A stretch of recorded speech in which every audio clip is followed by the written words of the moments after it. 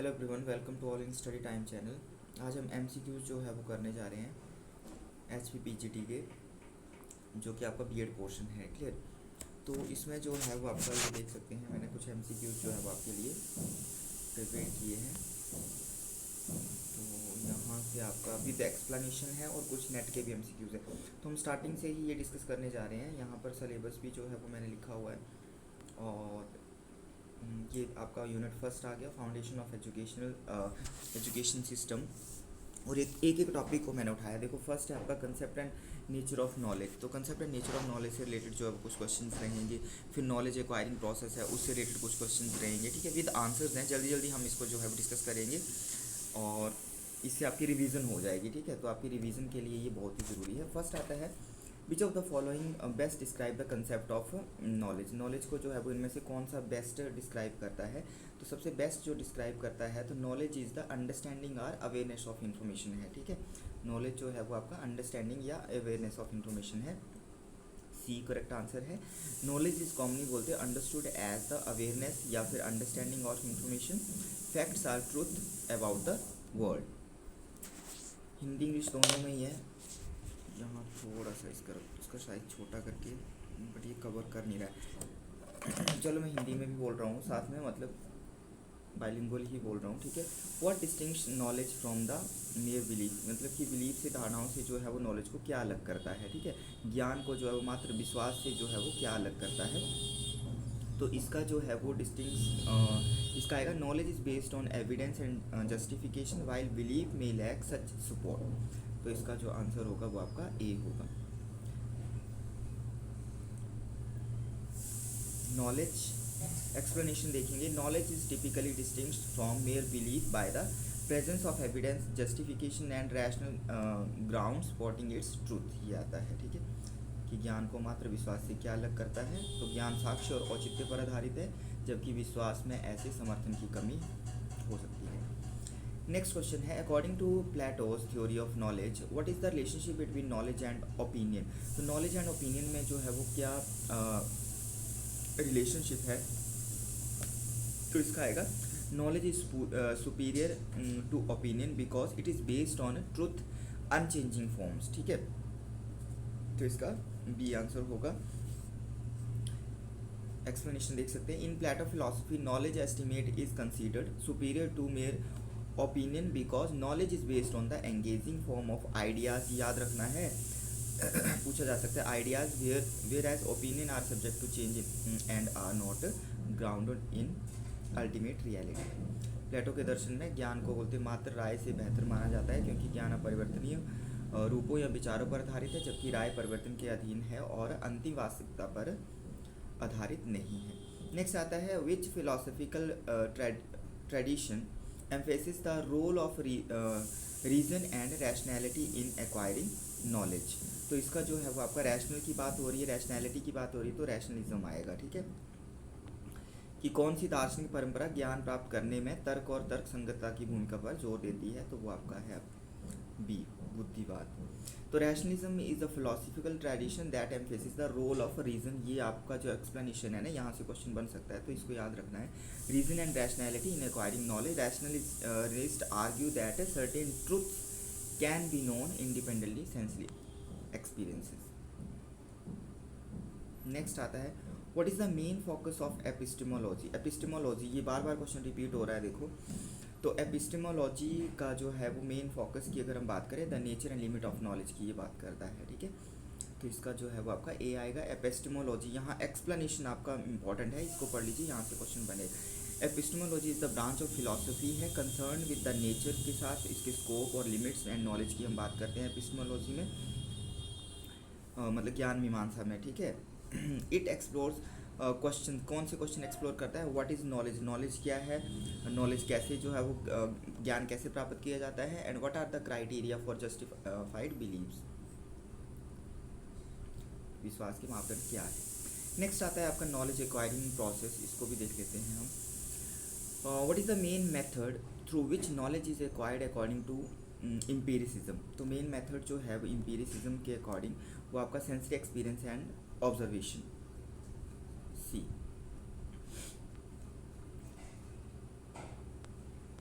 ठीक है, हिंदी में भी देख सकते हैं। अनुभववाद के अनुसार वह प्राथमिक विधि क्या है जिसके द्वारा ज्ञान अर्जित किया जाता है, तो वो है आपका संवेदी अनुभव और अवलोकन। ठीक है, empiricism holds that knowledge is primarily acquired through, देखो नॉलेज क्या बोला है इसने कि knowledge is primarily acquired through sensory experiences के through observations of external world. Empiricist emphasis the importance of empirical evidences के ऊपर in forming beliefs and understanding the world. Next आता है according to constructivism how is knowledge primarily constructed, बोलते रचनावाद के अनुसार जो है वो ज्ञान का निर्माण मुख्य रूप से कैसे होता है, तो रचनावाद के अनुसार ज्ञान का निर्माण जो है वो मुख्य रूप से होता है through active engagement and interaction with environment. याद रखना है, ये इंपॉर्टेंट क्वेश्चन है, through active engagement and interaction with the environment. See so constructivism रचनावाद के अनुसार posits that knowledge is actively construct by individual through their experiences, interactions and interpretation of the world. Learners actively build their understanding through engaging with the environment, के साथ engage रहते हैं। हिंदी में भी आप जो है वो ये देख सकते हैं। नेक्स्ट क्वेश्चन है in the context of social constructivism what is the significance of social interactions in knowledge acquisition, बोलते सामाजिक रचनावाद के संदर्भ में ज्ञान अर्जन में सामाजिक अंत्यक्रियाओं का क्या महत्व है। तो ज्ञान अर्जन में सामाजिक अंत्यक्रियाओं का महत्व क्या है आपका कि social interaction facilitate the sharing and negotiation of meaning. See ठीक है, तो social constructivism emphasis the role of social interactions in knowledge acquisition through interactions with others. Individuals engage in sharing and negotiation meaning which contribute to the construction of knowledge with the social context के साथ। ठीक है, हिंदी में सामाजिक रचनावाद ज्ञान प्राप्ति में सामाजिक अंतर्क्रियाओं की भूमिका पर जोर देता है और दूसरों के साथ बातचीत के माध्यम से व्यक्ति अर्थ साझा करने और बातचीत करने में संलग्न होते हैं जो सामाजिक संदर्भ में ज्ञान के निर्माण में योगदान देता है। मैं जल्दी करवा रहा हूँ क्योंकि ये हमारी रिवीजन है, जस्ट आपको ये पता चल जाए कि इसका आंसर मतलब क्या होगा कौन से क्वेश्चंस का, तो आप जल्दी से इसको रिवाइज कर लें। According to the theory of classical, ज़्यादा मतलब कंसेप्ट के मैं डिटेल में नहीं जा रहा हूँ, ठीक है। According to the classical conditioning how do organism acquire knowledge, तो कैसे जो है वो आपका क्लासिकल कंडीशनिंग थ्योरी के शास्त्रीय कंडीशनिंग सिद्धांत के अनुसार बोलते हैं जीव ज्ञान कैसे प्राप्त करते हैं। तो इन्होंने क्या बोला है, इन्होंने बोला है through association between stimuli and response. ये इंपॉर्टेंट, देखो यहाँ आपको फर्स्ट भी लगेगा थ्रू ट्रायल एरर, बट नहीं, आपका जो आप यहाँ पर जो है होगा वो through association between stimuli and response. ठीक है, उत्तेजना और प्रक्रियाओं के बीच संबंध के माध्यम से।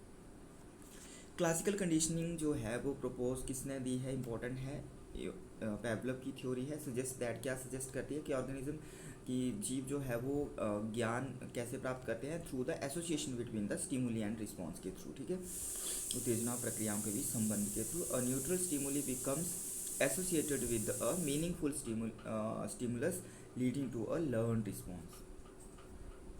Next question,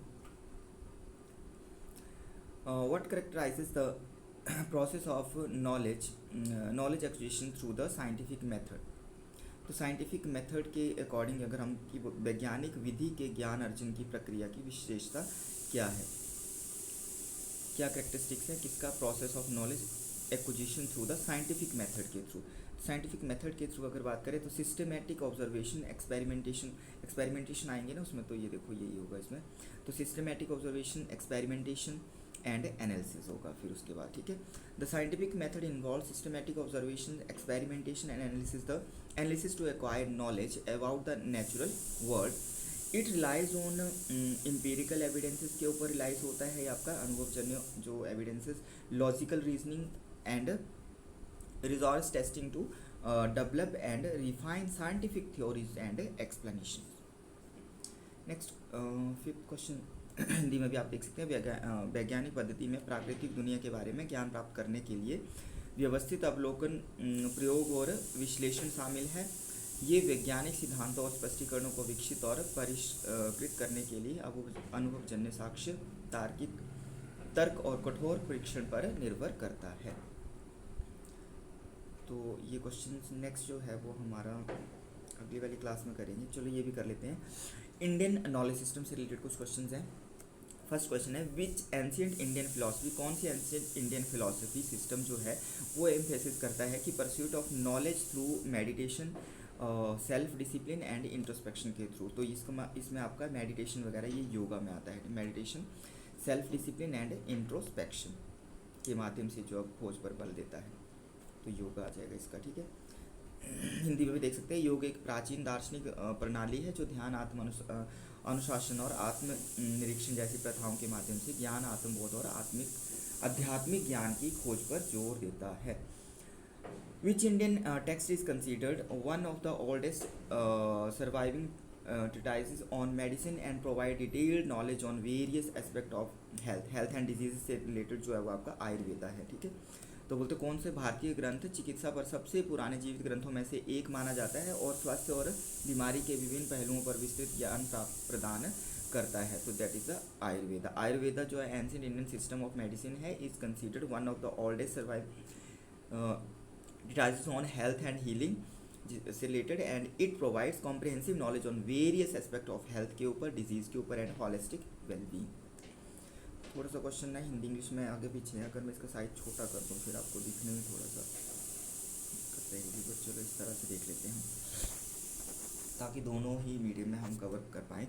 who is credited with the completion of the ancient Indian text the Arthashastra which provide insight into state craft, economic and political philosophy. बोलते प्राचीन भारतीय पाठ अर्थशास्त्र के संकल्प का श्रेय किसे दिया जाता है, तो आपका चाणक्य को दिया जाता है।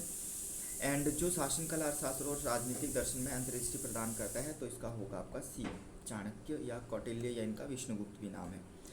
The Arthashastra is attributed to Kautilya, also known as the Chanakya, an ancient Indian philosopher है, इकोनॉमिस्ट भी एंड पॉलिटिकल स्ट्रेटेजिस्ट भी रहे हैं ये। And this text offer extensive knowledge on statecraft के ऊपर, इकोनॉमिक्स के ऊपर, डिप्लोमेसी एंड पॉलिटिकल फिलॉसफी के ऊपर ये उन्होंने बताया। Next question, which ancient Indian mathematician is known for the contribution to the development of trigonometry, algebra and arithmetic as well as the concept of zero. तो इनका जो है ट्रिग्नोमेट्री की बात भी कर रहा है, एल्जेब्रा की भी, अर्थमेटिक की भी और जीरो की भी, तो इनका ब्रह्मगुप्ता जो है वो आंसर आएगा। किस प्राचीन भारतीय गणितज्ञ को त्रिकोणमिति, बीजगणित और अंकगणित के विकास के साथ शून्य की अवधारणा में उनके योगदान के लिए जाना जाता है? तो प्राचीन भारतीय गणित और खगोल शास्त्री ब्रह्मगुप्त ने त्रिकोणमिति, बीजगणित और अंकगणित के क्षेत्र में महत्वपूर्ण योगदान दिया है। उन्होंने शून्य और ऋणात्मक संख्या की अवधारणा भी पेश करी है। Which ancient Indian philosophy school is known for logical की बात करें and analytical approach to epistemology, metaphysics and ethics. कौन सा प्राचीन भारतीय दार्शनिक स्कूल ज्ञान मीमांसा, तत्व मीमांसा और नैतिकता के तार्किक और विश्लेषणात्मक दृष्टिकोण के लिए जाना जाता है, तो वो है आपका न्याय। इसको याद रखना है। Which ancient Indian philosophical school is known for the logical and analytical approach to epistemology भी, मेटाफिजिक्स भी एंड एथिक्स। तो इंपॉर्टेंट क्वेश्चन है आपका ये आएगा न्याय। देख लीजिए, Nyaya is ancient Indian philosophical school है, known for its systematic and analytical approach to epistemology through theory of knowledge, metaphysics, logic and ethics. It emphasizes logical reasoning and critical thinking in the pursuit of truth and understanding. तो ये आपका कौन सा इसमें fifth question था। Next जो है वो आपका वैदिक एजुकेशन सिस्टम। वैदिक एजुकेशन सिस्टम जो है वो हम अगली वाली क्लास में ये नेक्स्ट के और 3 टॉपिक जो अगली क्लास में हम कवर करेंगे। ठीक है, आई होप कि आपको क्लास अच्छी लगी होगी, और जो भी क्लास में नए हैं वो सब्सक्राइब कर लेंगे। देन जिनको भी PDF जो है वो चाहिए होंगी, मतलब नोट्स जो कंसेप्ट नोट्स या फिर आपका MCQ चाहिए होंगे, वो जो है वो कांटेक्ट कर सकते हैं।